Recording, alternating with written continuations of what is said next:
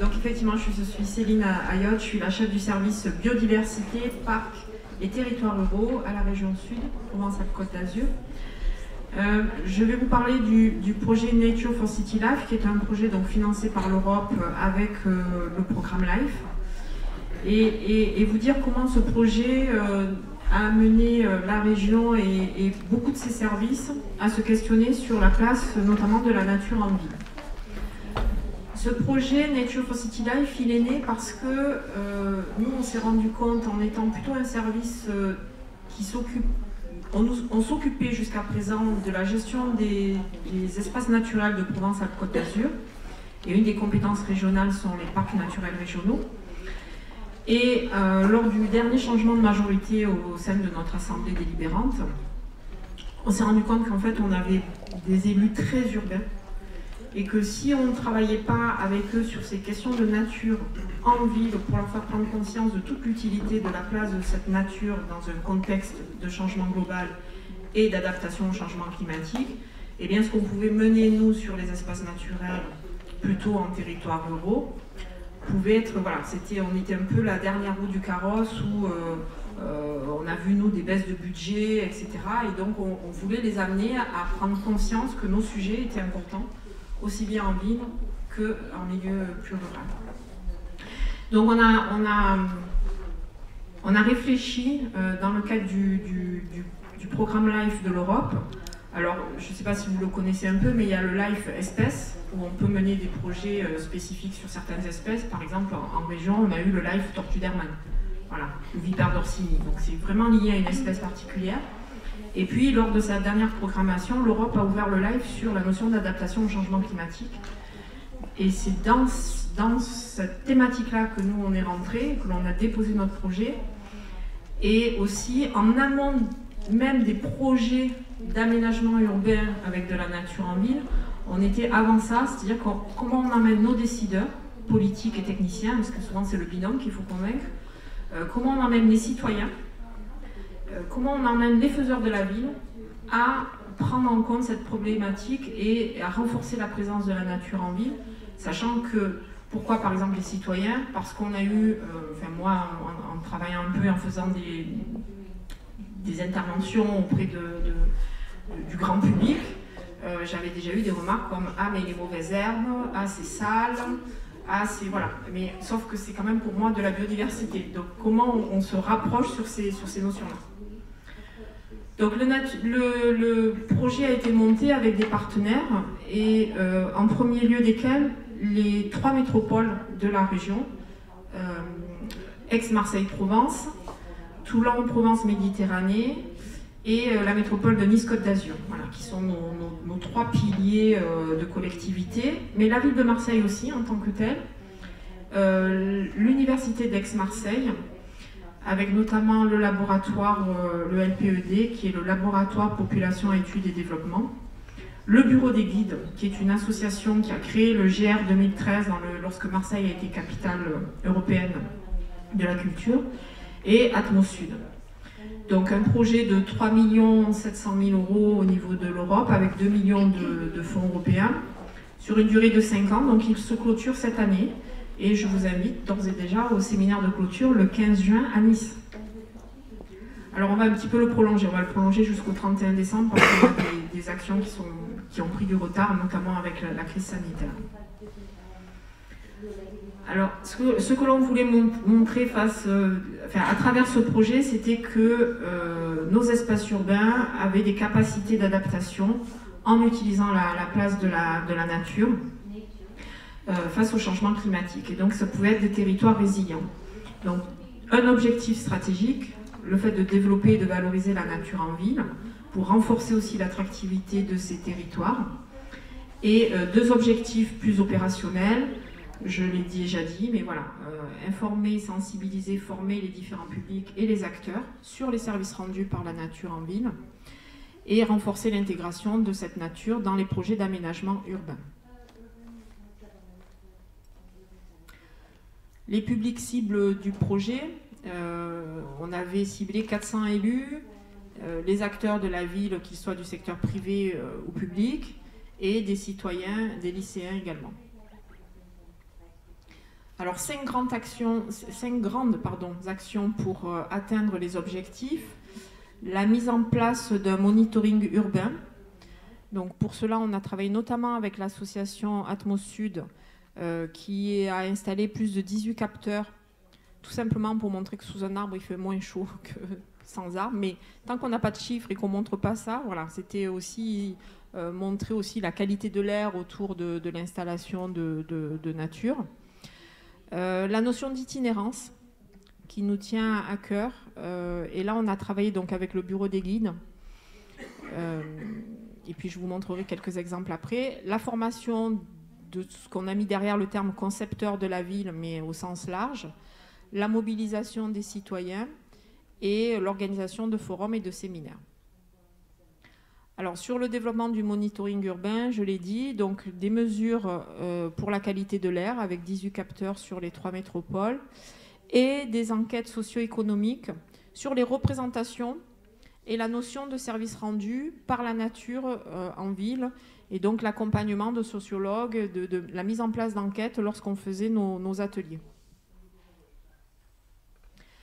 La notion d'itinérance, on a utilisé sur la métropole d'Aix-Marseille le GR 2013 et la métropole de Nice-Côte d'Azur est en train de développer le sien. Le choix aussi sur ces chemins en pleine métropole d'investir, enfin de réaliser des investissements artistiques. Donc là, voilà, ça c'est un des marchés qui a pris du retard. On est en train de travailler là avec des artistes pour l'installation, notamment sur la métropole d'Aix-Marseille, de 5 sites différents avec, qui vont aussi nous présenter, eux, leur vision de cette notion de nature en ville. Des expositions sur ces thèmes-là avec des animations grand public. Voilà, pour l'itinérance en ville. Sur la formation, différentes mobilisations, la formation de concepteurs, et donc on a mis en ligne 2 MOOC qui sont des formations via Internet accessibles. Une session plutôt débutant grand public et une session de perfectionnement. Des ateliers, des forums avec les citoyens sur des projets urbains pour les faire réagir sur les projets qui les concernaient. Par exemple, sur une commune de la métropole, moi j'ai assisté à un forum citoyen où on avait la carte et on a regardé, et on était avec le bureau d'études recruté par la collectivité, et plus de mobilité douce, plus d'arbres, plus de luminaires, mais où, comment, attention, contraintes techniques, enfin voilà, on discute avec eux directement. La formation des élus avec une agence qui s'appelle l'Agence régionale pour l'environnement, qui est un syndicat mixte, mais du coup on a mis en place un biodiv tour pour à destination spécifique des élus. Et puis l'organisation d'ateliers d'élus et de techniciens sur leurs propres documents de planification et leurs documents d'urbanisme. Je l'ai dit, l'organisation de forums et de séminaires, donc un forum de clôture le 15 juin à Nice, mais on a fait aussi un forum européen qui s'est déroulé en 2 fois, crise du Covid oblige, le 1er juillet en distanciel et le 8 octobre en présentiel à l'hôtel de région, et puis des séminaires citoyens. Et aussi un travail sur le réseautage, parce qu'on ne travaille pas tout seul à 8 partenaires, mais on travaille avec plein d'autres structures et on essaye de faire passer les messages, de faire part de nos expériences sur ce projet-là, pour que derrière, l'opérationnalité soit en œuvre aussi, la concrétisation de toutes nos réflexions. Donc là, vous aurez certainement le diapositive, le site internet pour retrouver notamment toute la déclinaison des opérations que l'on a pu faire, et là, avec l'ensemble de nos partenaires. Alors, normalement, il y a un teasing du MOOC, mais je ne vais pas vous le lancer là, parce que sinon mon intervention serait trop longue. Mais du coup, depuis qu'on travaille sur ce projet européen, quelque part, notre propre culture, en tant que technicien et techniciens travaillant dans différents services de la région, finalement, on commence à faire progresser aussi nos politiques publiques. notre président actuel a fait voter en avril 2021 un document qui s'appelle le plan climat de la région Provence-Alpes-Côte d'Azur et qui s'appelle Gardons une COP d'avance, parce qu'il en avait déjà fait voter un qui s'appelait Avoir une COP d'avance. Et donc là, on garde une COP d'avance. Et dans ce projet-là, enfin, dans l'ancien, on avait 1 million d'arbres en prévision d'être plantés dans la région. Là, on est passé, on va encore plus vite, on est à 3 millions d'arbres.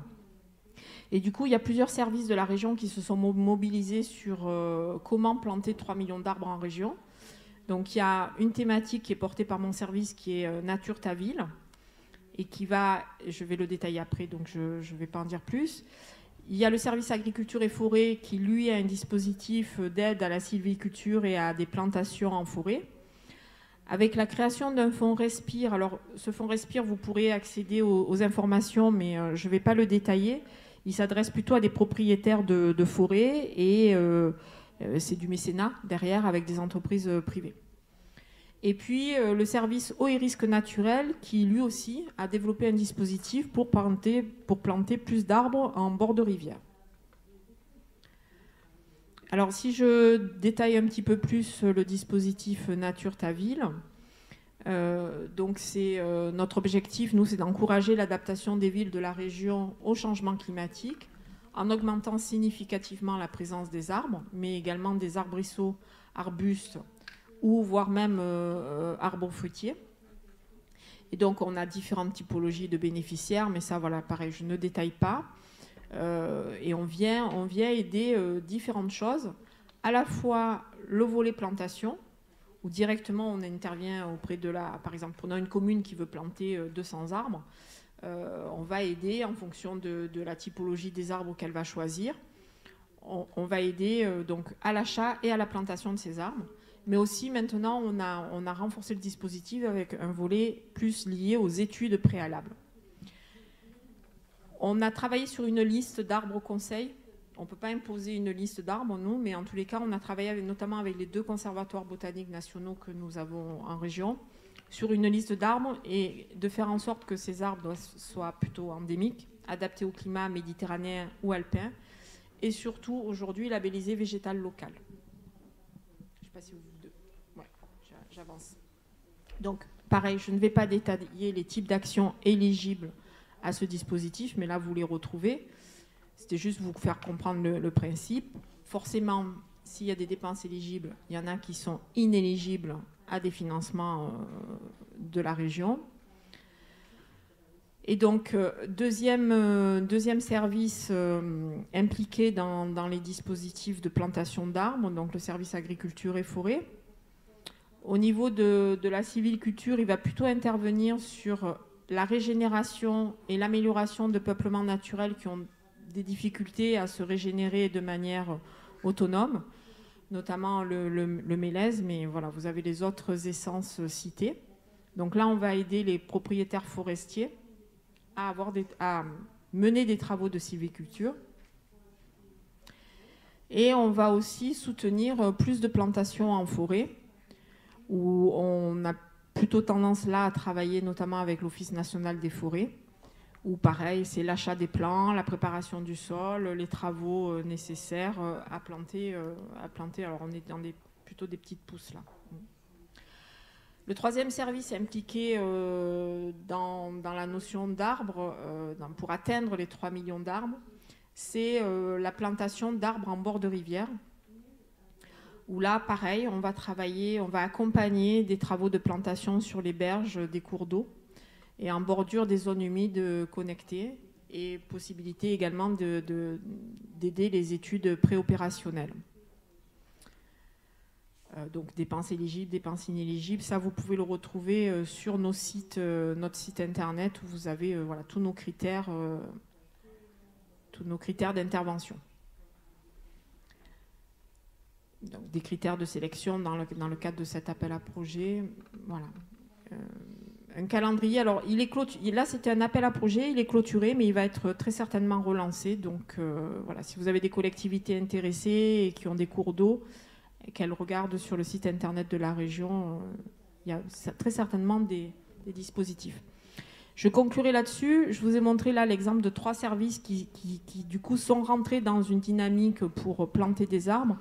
Mais cette notion d'adaptation au changement climatique, de plus de nature en ville et de plus en plus aussi la question de la désimperméabilisation des sols, elle impacte ou elle vient influencer nos politiques sectorielles. Et donc on a d'autres services, donc je ne détaillerai pas tous ces dispositifs, mais on a écrit un référentiel aménagement durable à plusieurs mains, plusieurs services de la région. On a un dispositif qui accompagne spécifiquement tout ce qui va être aménagement en centre-bourg auprès des intercommunalités qui s'appelle Nos Territoires d'abord. Un dispositif plus particulier pour les petites communes avec peu d'habitants qui s'appelle Nos communes d'abord. Un appel à projet sur la notion de ville perméable. Et un appel à projet sur l'adaptation des littoraux au changement climatique, voilà, qui sont portés vraiment par des services très différents, mais pour montrer que finalement, cette question de l'adaptation au changement climatique, elle vient vraiment, c'est notre lien commun et notre point commun, et chacun, en fonction de sa spécialité, on accompagne voilà, la réalisation d'opérations. Je vous remercie pour votre écoute. Merci beaucoup pour cette présentation.